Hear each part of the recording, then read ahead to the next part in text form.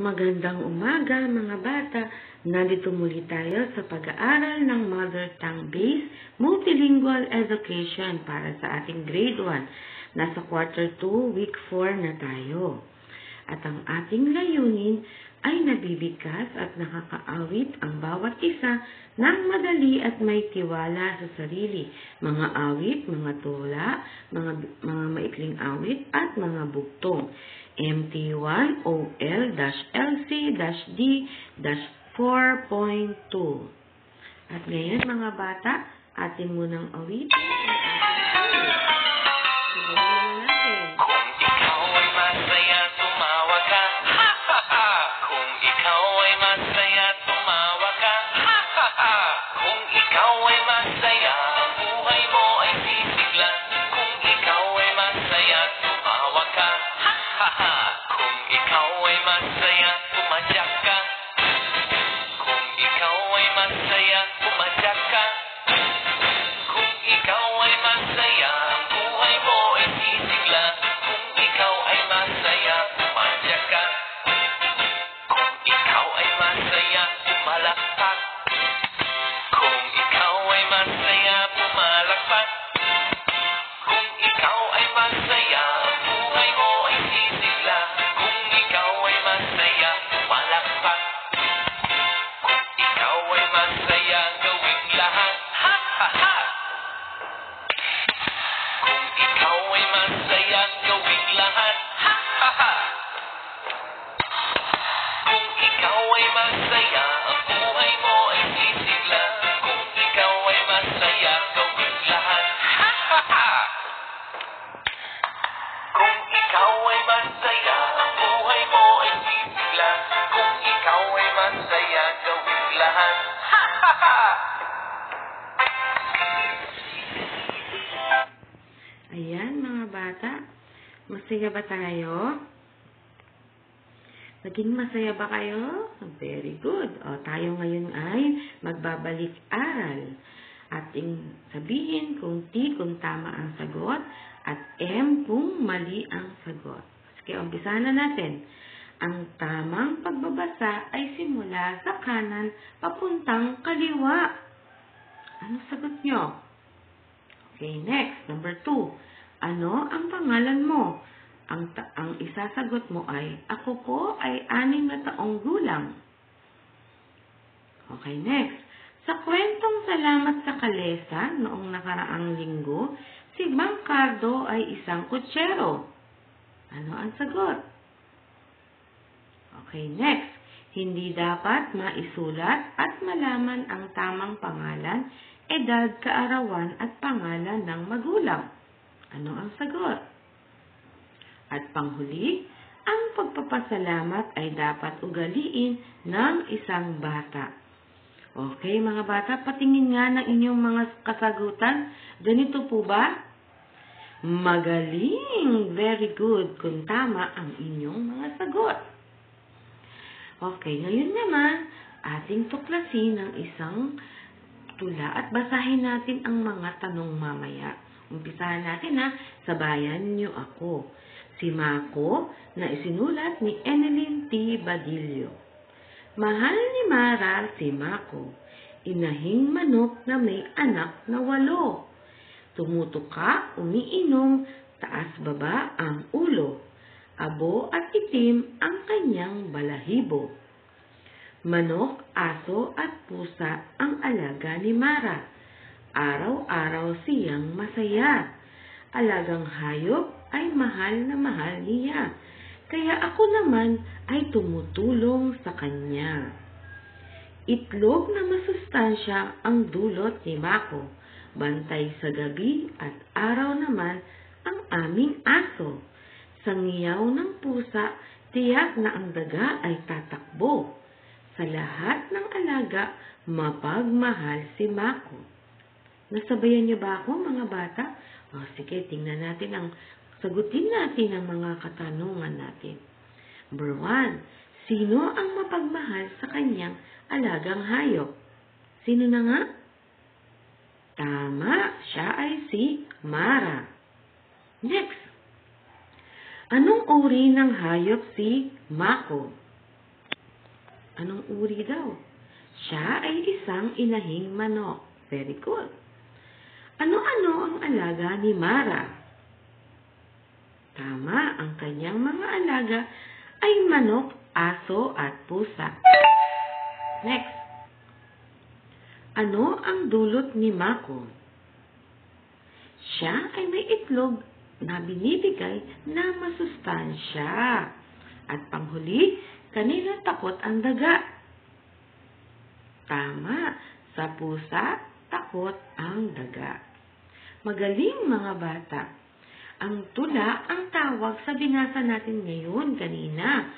Ang tula ay isang anyo ng sining o panitikan na naglalayong maipahayag ang damdamin sa malayang pagsusulat. Binubuo ang tula ng saknong at taludtod. Marami pang halimbawa mga tula, mga bata, katulad ng angpo at opo. Katulad din ng ginawa natin sa ESP. Ngayon naman, mga bata, ay pakinggan natin at sabayan ang mga sumusunod na awitin. Awitin natin ang isang pamilya o dalawang awit na pamilya na awiting pangbata. Sabayan niyo ako, ha?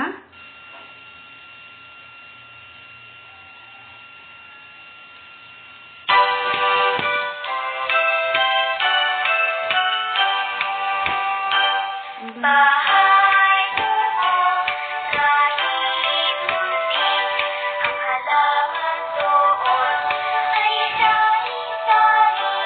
Sikamat at talong, sigarilyas at mani, sitaw, batang patani.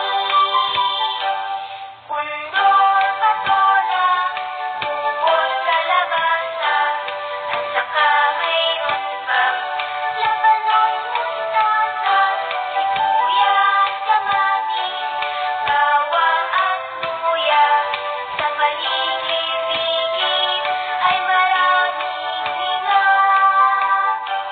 Bahay kubo, kahit muntik, ang halaman doon ay sari-sari. Sikamat at talong, sigarilyas at mani, sitaw, batang patani. Kundol, patola, ubod, kalabasa, at saka mayroon pang labanon, mustasa, sibuyas, kamatis, bawang at luya. Sa paligid-ligid ay maraming linga.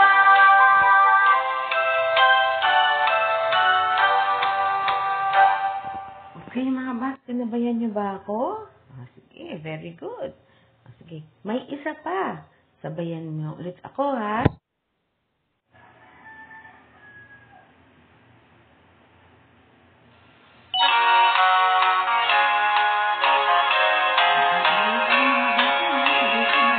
Ako ay may lumipad sa langit, ilalapit na, tumulong na pala, sayang ang pera ko, bili ng lobo, tapos kanin sana, nausog pa ako. Ako ay may lobo, lumipad sa langit, di ko na nakita, pumusok na pala, sayang ang pera ko, bibili ng lobo, tapos kanin sana, nausog pa ako, tapos kanin sana, nausog pa ako.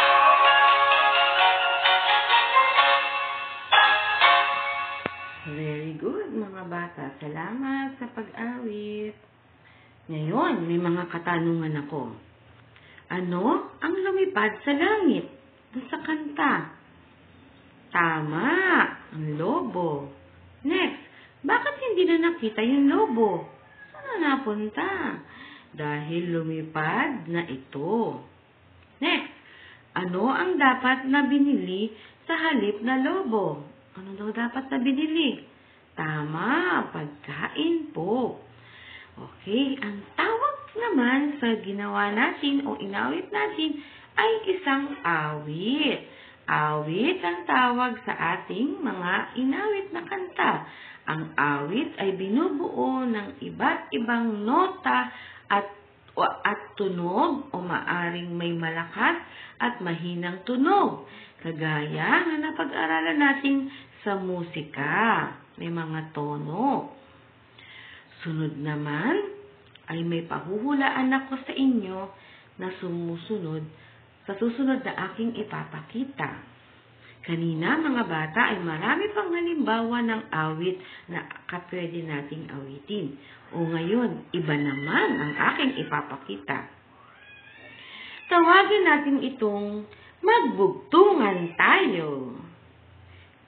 Sige nga, basahin at pag-isipang mabuti ang bugtong.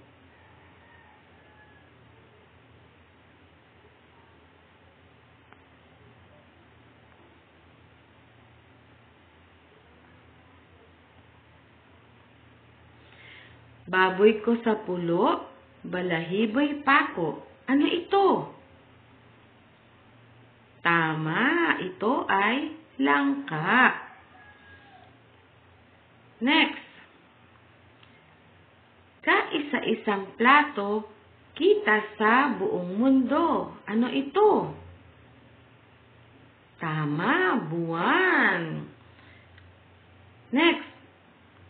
Dalawang batong maitim, malayo ang nararating. Ano ito? Tama, mata. Masaya ba ang magbugtungan, mga bata? Ang bugtong ay isang pangungusap o tanong na may doble o nakatagong kahulugan na nilulutas bilang palaisipan. Sige mga bata, marami pang mga halimbawa ng bugtong na ating makikita o malalaman sa ating paligid. Ngayon naman ay gawin natin ito.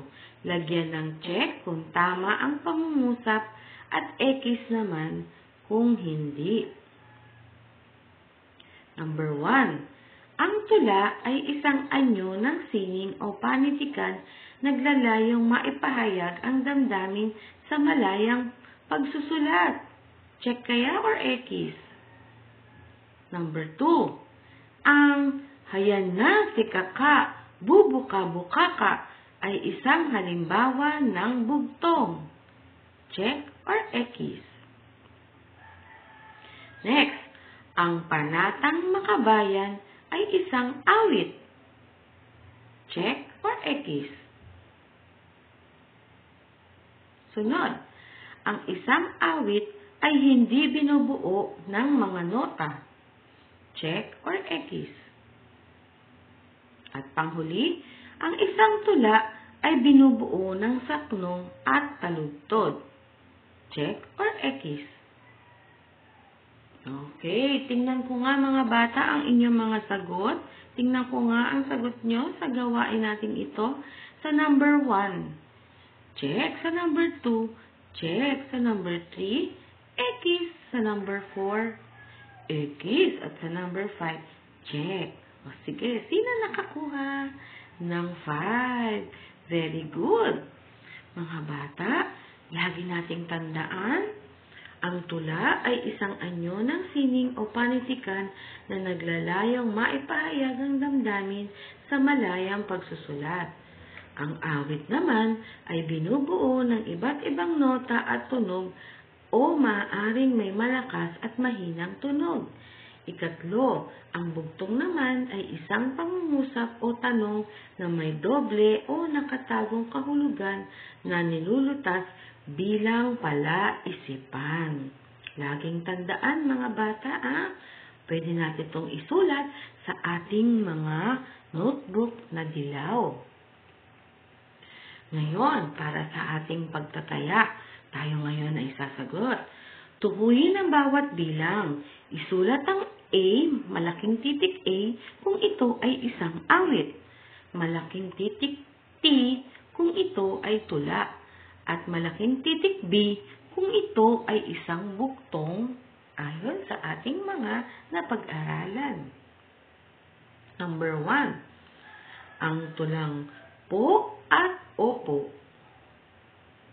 Ano kaya ito? Sunod. Tong, tong, tong, pakitong, kitong. Ano kaya ito? Next. Ako ay alaga, asong mataba. Ano kaya ito? Next. Mataas kung nakaupo, mababa kung nakatayo. Ano kaya ito? Awit, tula, o bugtong? At ang huli, happy birthday to you. Happy birthday to you. Ano kaya ito? Sagutan nyo nga. Mahusay at magaling. Ito ba ang inyong sagot?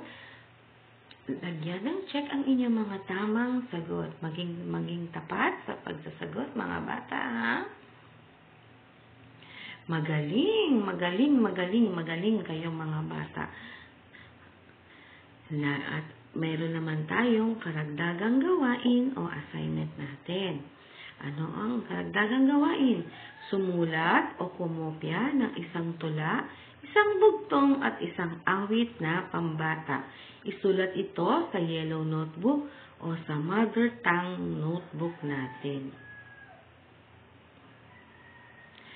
Paalam mga bata, hanggang sa muli nating pag-aaral. Mag-ingat palagi, maghugas ng kamay, mag-face mask. Goodbye!